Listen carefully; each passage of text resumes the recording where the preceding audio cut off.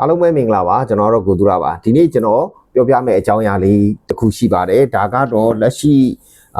ကျွန်တော်တို့စီမှာအများကြီးအကုန်လုံးကြုံတွေ့နေရပါတော့အခက်အခဲတွေအများကြီးတွေကနေပြီးတော့မှတစ်ခုပေါ့ဘာဖြစ်မလဲဆိုတော့ကျွန်တော်တို့အခုကားတွေစုံမခွဲခံရတဲ့ပြဿနာပေါ့နော်စုံမခွဲခံရတဲ့ပြဿနာကျွန်တော်အမြင်တူတဲ့အမြင်ကိုပြောရမယ်ဆိုတော့ဒီစုံမခွဲတဲ့ပြဿနာဒီနည်းနည်းကြာရှည်နိုင်ပါသေးတယ်ကြာရှည်နိုင်ပါသေးတယ်သူစစ်ကလည်းတော်တော်နဲ့ကိစ္စမပြတ်ဘူးမပြတ်တဲ့အတွက်ဒါအများကြီးဖြစ်လာနိုင်ရရှိတယ်နောက်ဆက်တွဲတွေဆိုးကျိုးတွေကျွန်တော်ခံစားရမှာပါဆေးရဆိုးကျိုးတွေကိုခံစားအောင်မယ်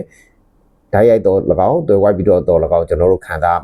မယ်ဆိုတဲ့အပိုင်းမှာအဲ့တော့ဒီကားတွေကိုစီထည့်တယ်စီတန်းစီရတယ်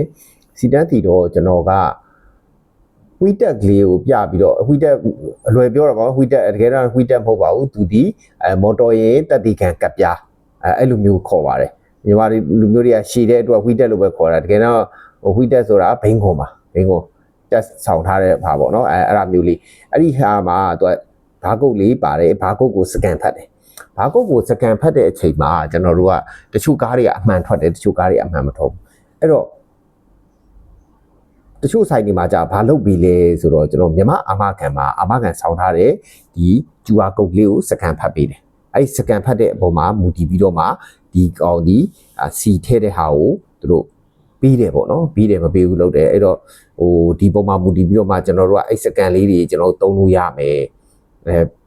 အဲ့စကန်လေးတွေကိုဘယ်လိုယူလို့ရမလဲဘယ်နေရာနေလုပ်လို့ရမလဲဆိုတာလေးကိုကျွန်တော်က application လေးနဲ့အတူဒါ screen record လေးလုပ်ထားလေးရှိတယ်အဲ့ဒါလေးနဲ့အတူပြပေးသွားမှာဖြစ်ပါတယ်အားလုံးပဲကျွန်တော်နဲ့အတူတူကြည့်လိုက်ကြအောင်ပါကျွန်တော်တို့ဖုန်းထဲကနေ Play Store ပေါ့နော် App Store တို့ Play Store တို့မှာသွားမယ်သွားပြီးရင်မြန်မာ insurance ပေါ့နော်မြန်မာ insurance ဆိုပြီးတော့မှရိုက်လိုက်မယ် MA မဟုတ်ဘူးเนาะ MA ပဲမြန်မာ insurance ဆိုရင်ဒီမှာ application လေးပေါ်လာမယ်ကျွန်တော်ကတော့ install လုပ်ပြီးသားဖြစ်တဲ့အတွက်ဒါဖွင့်လိုက်မယ်ဖွင့်လိုက်တဲ့ချိန်ကျရင်အဲ့ဒီမှာသူက print certificate ဆိုတာရှိတယ်အဲ့ဒါလေးကိုနှိပ်လိုက်ရင်သူကအဲ့မှာ3မျိုးရှိတယ်3မျိုးတွေကနေပြီးတော့မှကိုတို့ကကားနဲ့ပတ်သက်တာထုတ်မှာဖြစ်တဲ့အတွက်ရင်မောင်းဟာကိုယူလိုက်မယ်ယူပြီးတော့အဲ့ဒီမှာကျွန်တော်ကားရဲ့နံပါတ်လေးကိုရိုက်ထည့်လိုက်မယ်အဲ့သူက slash လေးခံပြီးရိုက်မယ်ပြီးရင် search ကိုနှိပ်လိုက်မယ်နှိပ်လိုက်တဲ့အချိန်ကျရင်ဒီကားနဲ့ပတ်သက်ပြီးသူကဟုတ်တယ်ရှိတယ်ဆိုပြီးတော့မှပေါ်လာတယ်ပေါ်လာရင် download certificate ကိုထည့်မယ်ထည့်ပြီးတော့မှကျွန်တော်တို့ကဒီမှာအဲ့ကားရဲ့အမည်ပေါက်ပိုင်ရှင်သူ့ရဲ့မှတ်ပုံတင်နံပါတ်ကိုထည့်ရပါမယ်ထည့်တဲ့ခါကျမှသူဒီ certificate ကို download ချပြီးမှဖြစ်ပါတယ်အဲ့ချိန်ကျရင်တော့ဒါကျွန်တော်တို့ကကိုယ့်ရဲ့ file manager တွေကိုသွားမယ် file manager တွေကနေပြီးတော့မှဒါကိုယ့်ရဲ့ download ထဲမှာသွားကြည့်မယ်ဆိုရင်သူဒီမြန်မာအာမခံဆိုပြီးတော့မှ PDF file လေးတစ်ခုတွေ့လိမ့်မယ်အဲ့ file လေးကိုဖွင့်လိုက်မယ်ဖွင့်လိုက်တဲ့ချိန်ကျရင်သူကအဲ့မှာကားနံပါတ်ရဲ့နာမည်ရဲ့ပြီးရင်ကျူပါကုတ်ရဲ့ပေါ်တယ်အဲ့ဒါလေးကတော့ကျွန်တော်တို့တပ်ပါတီ liability အတွက်အာမခံဆောင်ထားတဲ့တပ်တိကန်ကျူပါဖြစ်ပါတယ်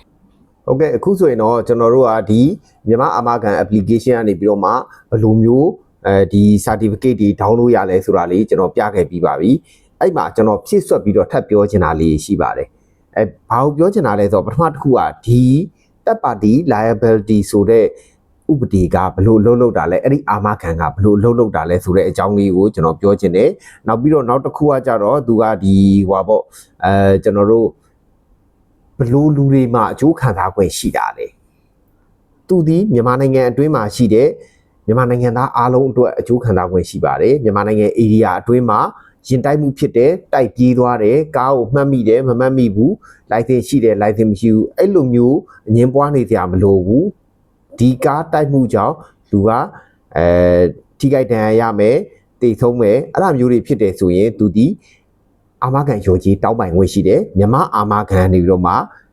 တောင်းတာမြန်မာအာမခံနေပြီးမှာပေါ့နော်မြန်မာအာမခံကိုတောင်းအောင်မယ်ဖောင်တွေကတော့ကျွန်တော်တို့ online ပေါ်မှာလည်းရှိတယ်ကျွန်တော်လည်း post တင်ထားတယ်လိုအပ်ရင်လည်းကျွန်တော် messenger မှာလာပြီးမေးလို့ရပါတယ်ကျွန်တော်ပို့ပြီးမယ်အဲ့ခါကျရင် तू ကဘယ်လောက်ကြီးရမလဲဆိုရင်တော့တိတ်ဆုံးတဲ့လူတယောက်ကို330ရပါတယ်အဲ့တော့ကားတိုက်ခံရတယ်ဘယ်သူတိုက်သွားမှမသိဘူးတိုက်ပြေးသွားတယ်တေဝါရဲ့330ရမယ်ကျန်တဲ့ရောချင်းမပါမြန်မာအာမခံရွယ်တည်တဲ့သူဒီအာမခံထားစရာမလိုဘူးမြန်မာအာမခံစက်တက်ရင်နဲ့တိုက်တဲ့အတွက်330ပေးမယ်မဟုတ်ဘူး तू က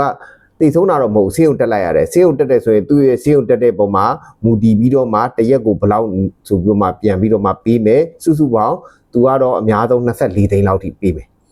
ဒါကဟိုဖြစ်တယ်နောက်ပြီးတော့အဲ့ကောင်အားကြတော့သူဒီ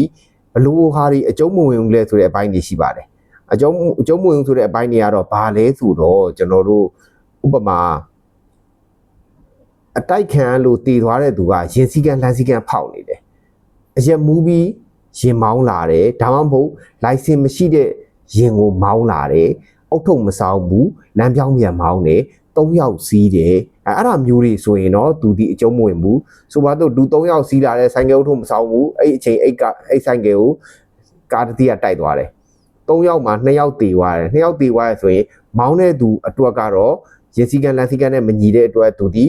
ကြော်ကြီးမရဘူးဆိုပေမဲ့နောက်ကထိုင်စီးတဲ့သူတွေမှာတော့အပြစ်မရှိတဲ့အတွက်နောက်ကထိုင်စီးတဲ့သူတွေရဲ့ထိခိုက်ဒဏ်ရာရမှုနဲ့တိတ်ဆုံးမှုမှာတော့ကြော်ကြီးရနိုင်ပါတယ်ဒီအာမခံကတော့နီးစက်ရာမြမအာမခံရုံးတွေမှာတင်တောင်းလို့ရပါတယ်တစ်နှစ်အတွင်းတောင်းရပါမယ်တစ်နှစ်အတွင်းတောင်းပြီးရင်ဘယ်သူတွေတောင်းခွင့်ရှိလဲဆိုတော့အိမ်တောင်းသူဇရာထဲမှာပါတဲ့တရားဝင်ဇနီးမယားတွေတာသမီတွေတောင်းပိုင်ခွင့်ရှိပါတယ်ဒါလေးကျွန်တော်လာပြောခြင်းဖြစ်ပါတယ်အားလုံးကိုကျေးဇူးတင်ပါတယ်ခင်ဗျာ